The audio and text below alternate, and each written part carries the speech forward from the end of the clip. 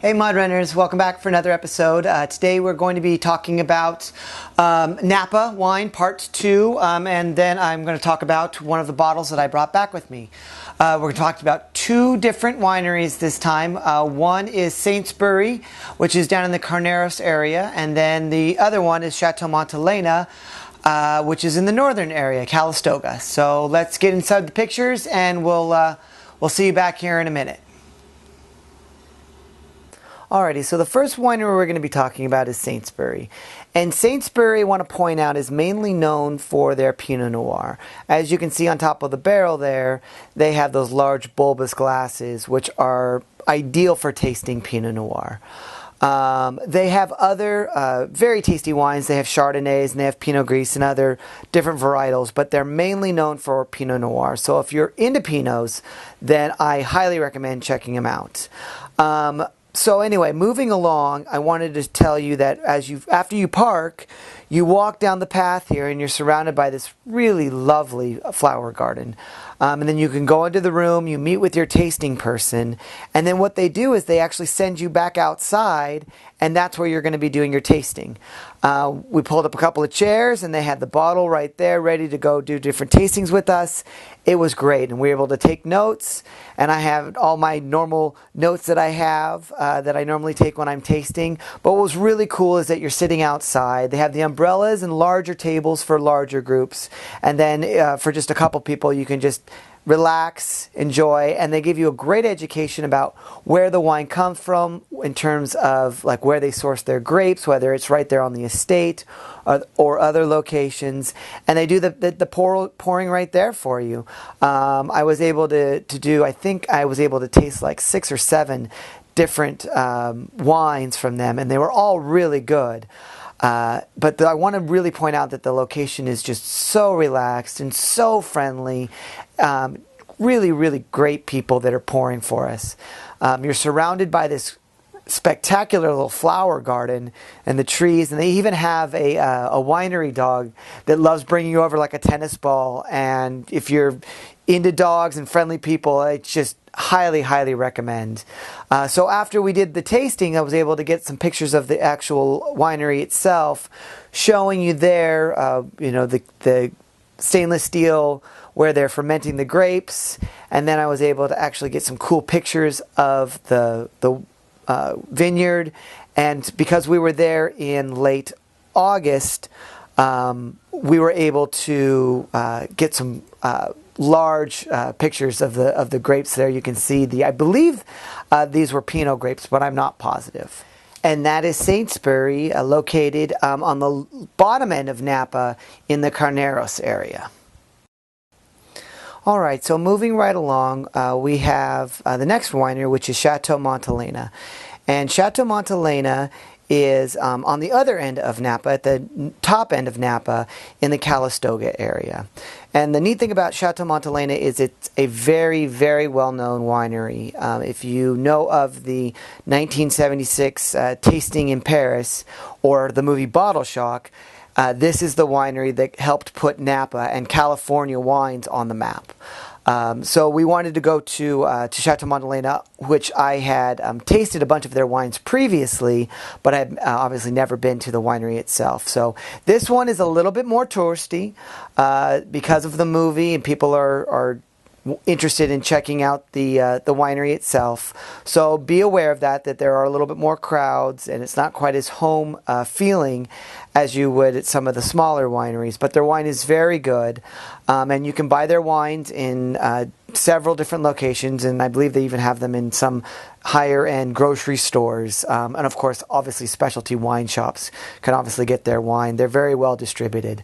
But the winery itself, after you park, you basically walk up the stairs, and then you come across this cute little koi pond fountain, and you can actually see that there are koi in the water there. So if you spend some time just kind of looking at the fountain, you can see the fish swimming around. And I was able to get some cool shots of the kind of water falling into the water. And then you go into the building right there on the right side, and you go in and do your tastings. And they tell you about the winery, and if you're not familiar with the movie, they tell you about the history and all sorts of neat things. And a lot of great people pouring for you. And then, and after you finish your tastings, what you can do is you can kind of walk around, and they have the thresher there, which once again, if you've seen the movie, the female character is kind of cleaning it down, and then you can kind of get some pictures of the building itself. And they have some barrels there for you to able to kind of check out, and we got some fun pictures of each other sitting on the barrels and fun things like that. And then really cool that you never would have known if you just know the movie is that you can go down the stairs and then you go over to the left and you go down towards their jade lake, which, as you can see there in the next picture, it is super, super pretty.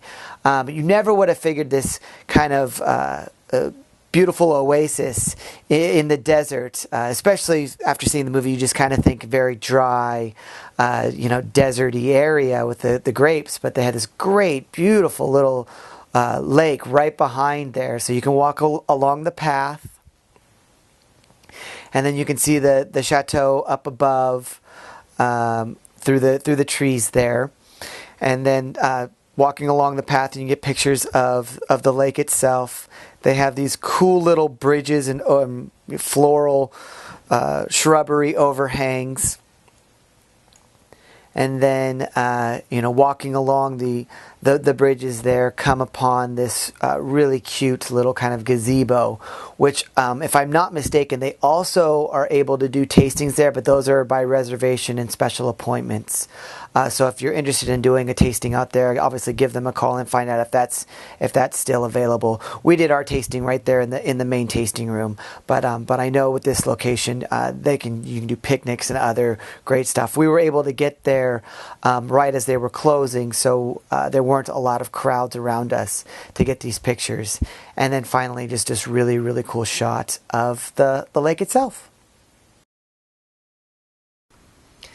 And those are our two wineries. Once again, Saintsbury is in the lower region of Napa, and Chateau Montelena is the upper region. The two different styles, once again, the Saintsbury, very relaxed, low-key, very chill, great pours, and then smaller, and then Chateau Montelena, big, touristy, still really pretty. I didn't mention it earlier in the pictures, but Chateau Montelena is mainly known for their Cabernet and their Chardonnay. Big cabs, delicious, smooth, rich. And Saintsbury, like I said, is known for their Pinot Noir. So today's bottle that I have to show for you is their Brown Ranch Carneros Pinot Noir, their 2010. I'm actually not going to open it up and do a tasting because I actually have in my notes that to lay down for a little bit. It was big, tannic, chewy, rich, spicy, but not too spicy. Dark fruits, cherry. What else do I have? Big, chewy, but lay down. So I'm actually not going to open it up, but I wanted to show you that I do have a bottle of their Saintsbury Pinot Noir. For me, laying down, few years. It's a 2010, so I probably won't open it up until 2015, 2016, just to let the tannins in the wine mature a little bit longer and see what it tastes. So maybe in a couple of years I might do a review on this, and you can kind of come back to it and see how it's tasting then. Again, please subscribe to my channel. Please share the videos, thumbs up, like it, all that different stuff. And that's basically today's tasting. Have a great weekend, whether it's wine tasting or scuba diving or making costumes. Make sure you go out and find your passion.